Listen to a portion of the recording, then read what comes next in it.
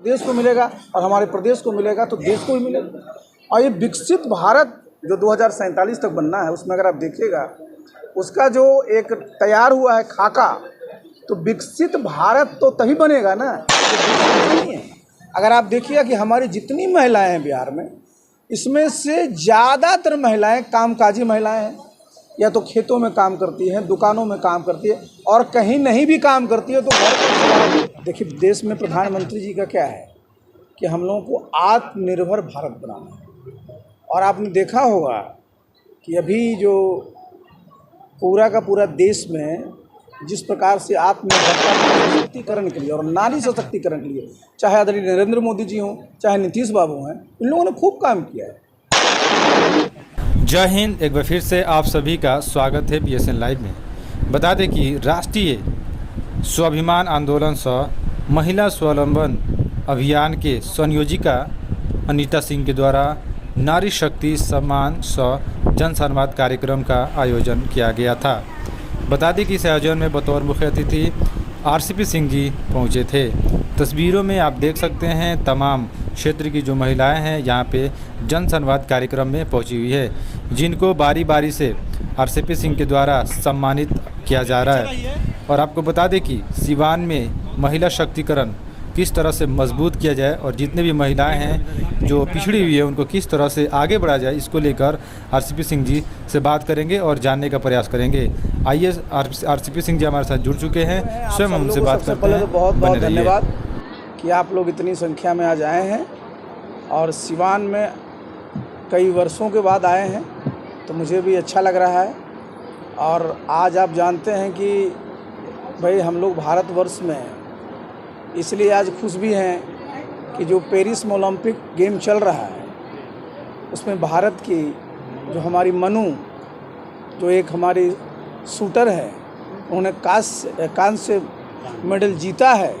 तो इसके लिए सब लोगों को बहुत बहुत अपनी तरफ से, आप सिवान वासियों की तरफ से मनु जी को बहुत बहुत धन्यवाद देना चाहेंगे, बधाई देना चाहेंगे, शुभकामना देना चाहेंगे कि उन्होंने भारतवर्ष का राष्ट्र का नाम जो है अंतर्राष्ट्रीय स्तर पर रोशन किया है। और आज यहाँ आए हैं, आप देख रहे हैं अनीता जी के घर पर आए हैं। यहाँ बहुत सारे हमारे साथी लोग और बड़े सीनियर नेता लोग भी हैं। यहाँ हम लोग आए हैं, आपस में बातचीत करेंगे।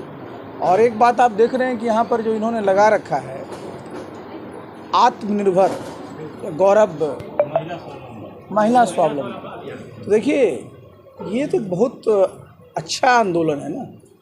देखिए एक तो आप देखिए देश में प्रधानमंत्री जी का क्या है कि हम लोगों को आत्मनिर्भर भारत बनाना है। और आपने देखा होगा कि अभी जो पूरा का पूरा देश में जिस प्रकार से आत्मनिर्भरता पर बल दिया जा रहा है, पहले क्या होता था कि अपने देश में जितने भी हम लोग को अपने रक्षा की ज़रूरतें होती थी डिफेंस के लिए, वो सब बाहर से आते थे। जितने फाइटर प्लेन हैं वो सब बाहर से आते थे। आप देखिए जगुआर आता था इंग्लैंड से, मिग विमान आता था रूस से, रफाल फ्रांस से।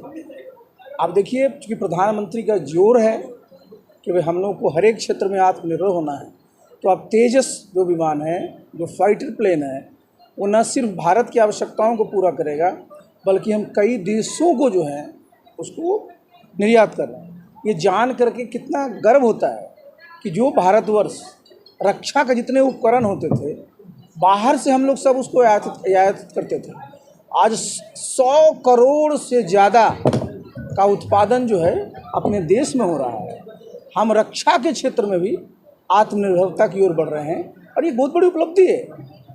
तो जब पूरा का पूरा जब जोर ही आत्मनिर्भरता पर है, तो आप समाज में जान लीजिए कि आधी आबादी नारी शक्ति की है, तो वो भी आत्मनिर्भर हो। आत्मनिर्भर कैसे होंगे?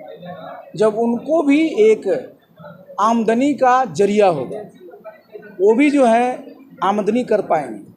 और इसलिए भी ज़रूरी है कि देखिए आदरणीय प्रधानमंत्री जी ने क्या संकल्प रखा है भारत के लिए। आपने परसों ही देखा ना बैठक हुई जो नीति आयोग की, उसमें क्या है संकल्प कि भाई 2047 तक भारतवर्ष को विकसित राष्ट्र बनाना है। तो विकसित राष्ट्र का पैमाना होता है ना। आज देखिए विकसित राष्ट्र उसको कहते हैं जिसकी प्रति व्यक्ति आय माने समझिए अंतर्राष्ट्रीय स्तर पर अगर आप देखिए तो $14,000 होता है प्रति व्यक्ति आय, और अपने देश में अगर आप देखिएगा तो भारत की जो आय है वो मुश्किल से $2300 है। और जब 2047 में विकसित भारत बनना है तो जो संकल्प रखा गया है कि अंतर्राष्ट्रीय स्तर पर भी जो हमारे विकसित देश हैं उसके बराबर हम लोगों की आय होनी चाहिए। तो 2047 तक भारत में जो औसत आय है प्रति व्यक्ति वो करीब करीब $18,000, मतलब अगर रुपया के टर्म में देखिएगा तो 15 लाख होना चाहिए। इसको जरा गौर से विचार करिए कि प्रधानमंत्री जी की सोच है कि 2047 तक जब भारत विकसित राष्ट्र बनेगा तो प्रति व्यक्ति आय भारतवासियों की 15 लाख प्रति व्यक्ति होगी, जो आज की तारीख में 1,82,000 है। लेकिन हम लोग आज सिवान में हैं। सिवान जो है बिहार का हिस्सा है, और बिहार राज्य का जो प्रति व्यक्ति आय है वो जान लीजिए सिर्फ और सिर्फ आज की तारीख में 54,000 है। अब प्रधानमंत्री जी कह रहे हैं कि अगले 22 सालों में या 23 सालों में प्रति व्यक्ति आय होनी है 15 लाख, और हम लोग हैं 54,000 पर। मतलब बिहार में इतना संपत्ति पैदा करना पड़ेगा, इतनी लोगों की आमदनी बढ़ानी पड़ेगी कि 30 गुना जो है हमारी संपत्ति बढ़ानी पड़ेगी, तब जो है जो राष्ट्रीय स्तर पर जो भारत का औसत आय होगा उसके बराबर हमारा बिहार भी होगा। ये आप समझिए कितनी बड़ी चुनौती है, और चुनौती को स्वीकार करना ही तो भाई ये सबसे बड़ी जिम्मेदारी होती है। और आज अच्छी बात है कि केंद्र में भी एनडीए की सरकार है, बिहार में भी एनडीए की सरकार है, दोनों सरकारें हैं और दोनों का को ब्लूप्रिंट के साथ काम करना है। और हम लोग जितने बिहार के लोग, जितने सीवान के लोग हैं, सब इसमें मदद करेंगे। और महिलाओं की भी तो जब आधी आबादी है तो उनकी भी आमदनी को बढ़ाना पड़ेगा। भाई 15 लाख प्रति व्यक्ति आय करने के लिए तो महिलाओं की भी तो प्रति व्यक्ति आय बढ़ानी पड़ेगी ना। तो ये बहुत बड़ा अवसर है हम लोग के लिए। और बिहार में जान लेते हैं कि बिहार से अच्छी उपजाऊ शायद ही कहीं है ज़मीन। हमारे लोग इतने परिश्रमी हैं, हमारा 14 करोड़ के आसपास लोग, इतना बड़ा मार्केट है। हम लोगों को कमी रहती है सिर्फ जिसको कहते हैं पूंजी की, कैपिटल की। क्योंकि आगे जब आमदनी बढ़ेगी वो कैसे बढ़ेगी? शहरीकरण बढ़ाना पड़ेगा, औद्योगिकरण बढ़ाना पड़ेगा, नए नए उद्योग धंधे लगाने पड़ेंगे, तभी ना लोगों की आमदनी बढ़ेगी। और इसके लिए ज़रूरी क्या है?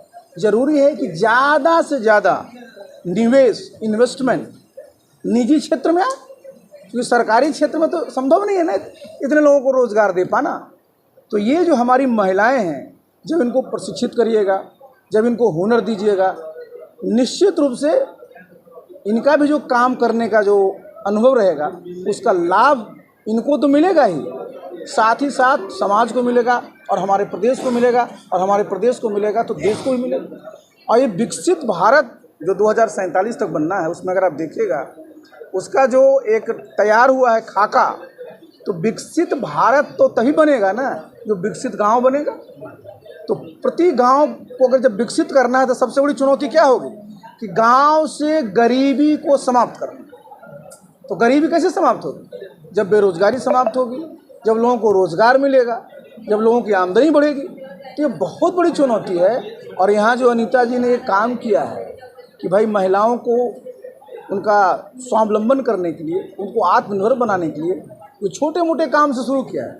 देखिए, एक बार जब हमारी महिलाएं कामकाजी हो जाएंगी, पैसा को हैंडल करने लगेगी, बैंक आने जाने लगेगी, तो वो भी समझ लेगी कि भाई कैसे जो है अधिक से अधिक आय बढ़ाई जाए, कैसे कैसे संपत्ति अर्जित की जाए, जिससे कि अपना एवं बच्चों का भविष्य उज्जवल कर सके।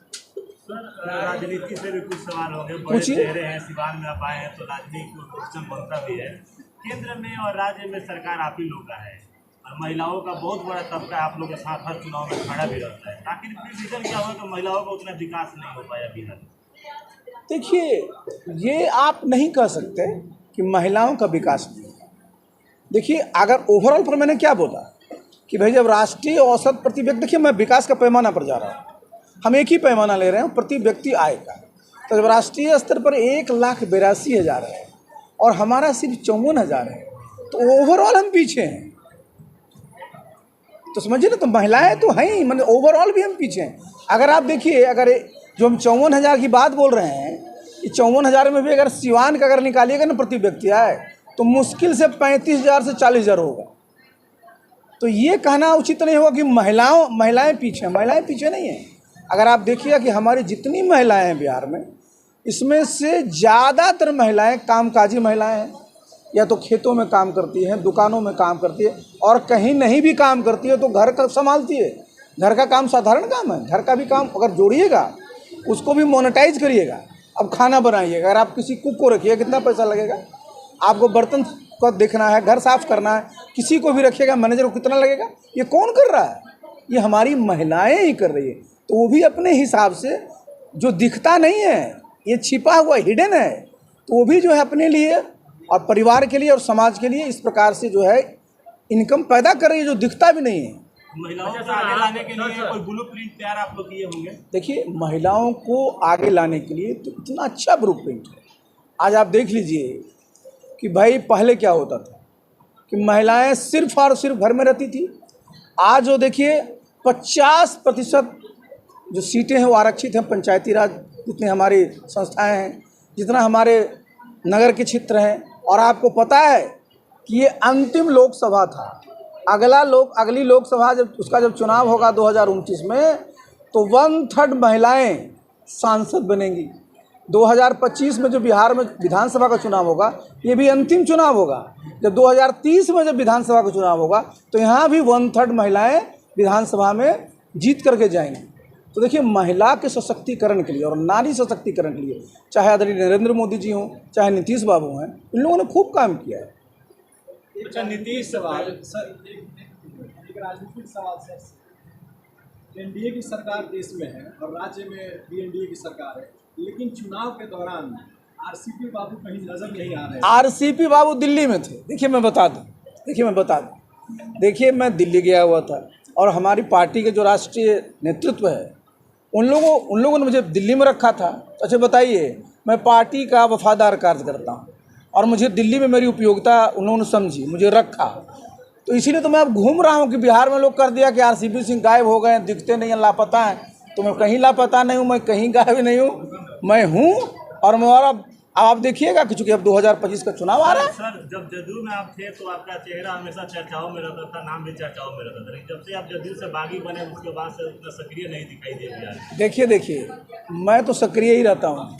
मैंने बताया ना कि पिछले 5 महीने में ज़रूर मैं दिल्ली में था, तो मेरी सक्रियता कम थी।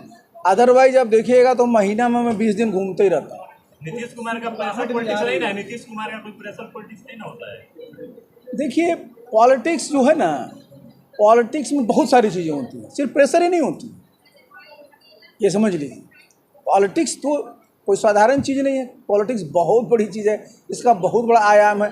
और सब लोग जो पॉलिटिक्स करते हैं, और पॉलिटिक्स में एक अच्छी चीज़ क्या है कि पॉलिटिक्स में सब लोगों की संभावनाएं रहती हैं, सबकी गुंजाइश रहती है। इसी संभावना में बात आप सिवान बोलते हुए हैं, महिला शक्ति के लिए क्या कुछ करने वाले? अभी तो मैं इतना महिला शक्ति पर बोल दिया यार। इसी संभावना में, जिस संभावना की आप बात कर रहे हैं, तो कहीं ऐसा तो नहीं कि पुनर्वापसी आपकी जदयू में? देखिए, मैं तो एनडीए में ही हूँ जी। अगर आप देखिए उस हिसाब से, आज बिहार में एनडीए की सरकार है, बीजेपी जेडीयू, तो मैं तो बीजेपी में हूँ, और बीजेपी देश की सबसे बड़ी पार्टी है, तो मैं किसी पार्टी में क्यों जाऊँ?